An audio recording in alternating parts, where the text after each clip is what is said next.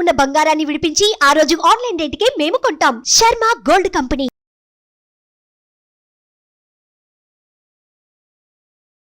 నమస్తే, welcome to Suman TV. నేను మీ యామ్ని.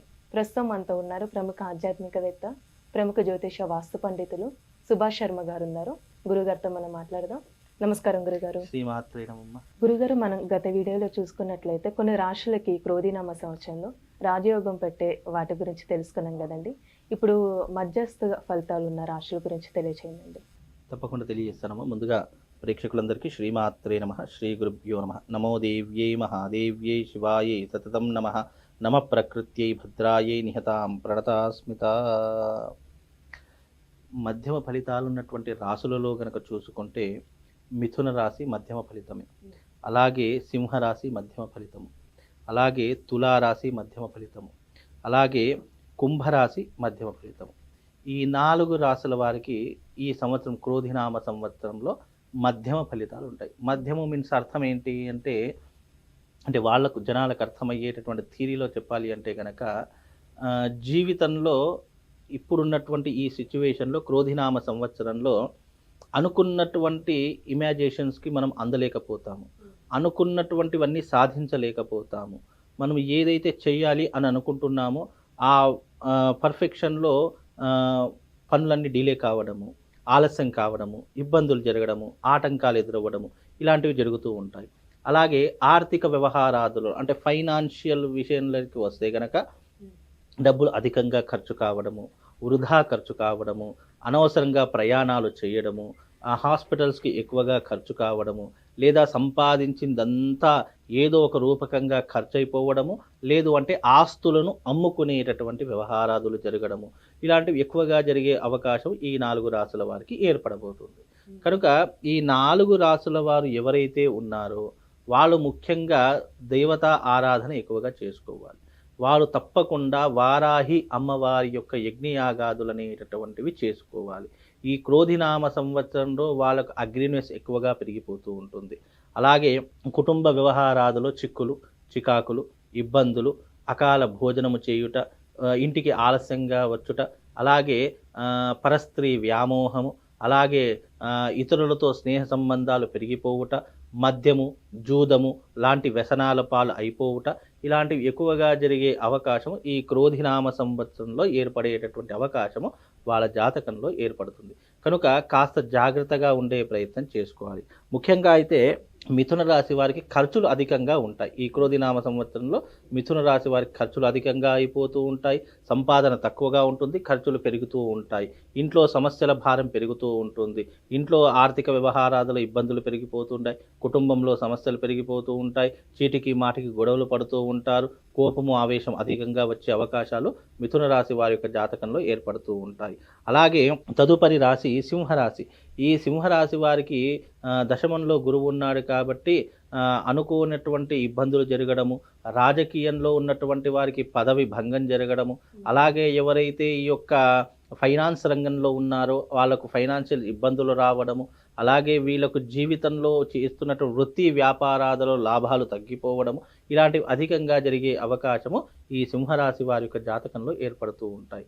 కనుక సింహరాశి వారు వారాహి అమ్మవారి యొక్క యాగం చేసుకోవాలి. అలాగే తదుపరి రాశి వచ్చేసి తులారాశి. తులారాశి వారికి అష్టమ గురువు సంచారం చేస్తూ ఉన్నాడు. అష్టమ గురువు అనేటటువంటి స్థానం కనుక చూసుకున్నట్టయితే అష్ట కష్టాలు తప్పవు అని అర్థము. అంటే వీళ్ళకు ఏది చేసినా జీవితంలో సాటిస్ఫాక్షన్ లేనటువంటి జీవితము. వీళ్ళు ఎంత మంచి చేద్దాము అని అనుకున్నా వీళ్ళను చెడ్డవారిగానే ట్రీట్ చేస్తారు తప్ప అయ్యో మంచి చేశారు, అయ్యో బాగా చేశారు, వీళ్ళు చేయడం వల్ల మనం బాగా అయ్యాము అని ఎవరూ కూడా ప్రశంసించరు. విమర్శలు ఎక్కువగా ఉంటూ ఉంటాయి. తదుపరి ఈ తులారాశి వారికి ఎప్పుడూ కూడా పిసినారితనం అనేటటువంటిది ఎక్కువగా ఉంటుంది. తద్వారా వీళ్ళు జీవితంలో సంపాదిస్తారు, దాచుకుందామని ఎంత ప్రయత్నం చేసినా చిల్లి గవ్వ కూడా వీళ్ళకు మిగలదు. ఖర్చులు అధికంగా అయిపోతూ ఉంటాయి.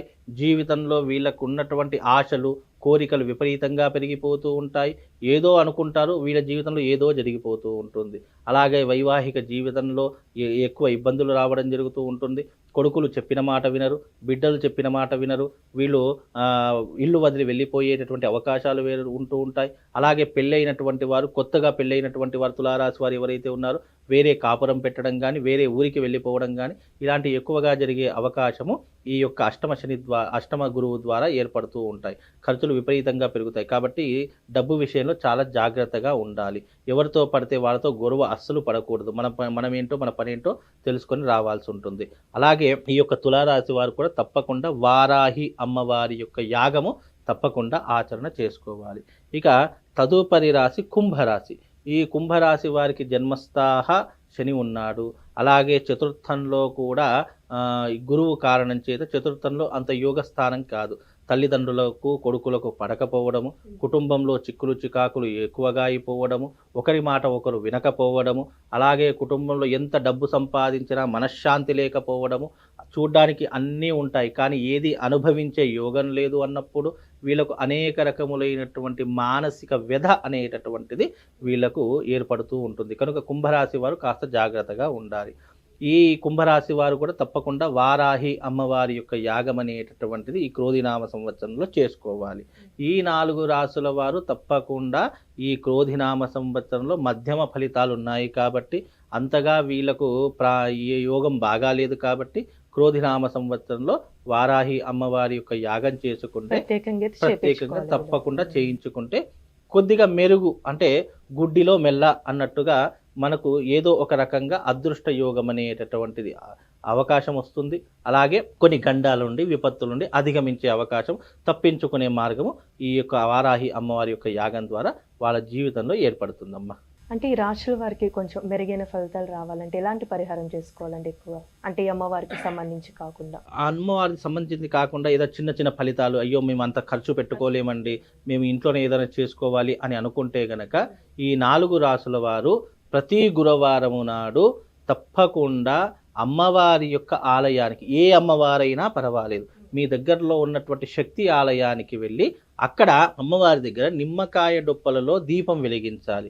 అది కూడా నువ్వుల నూనెతో వెలిగించాలి లేదా నెయ్యితో వెలిగించాలి.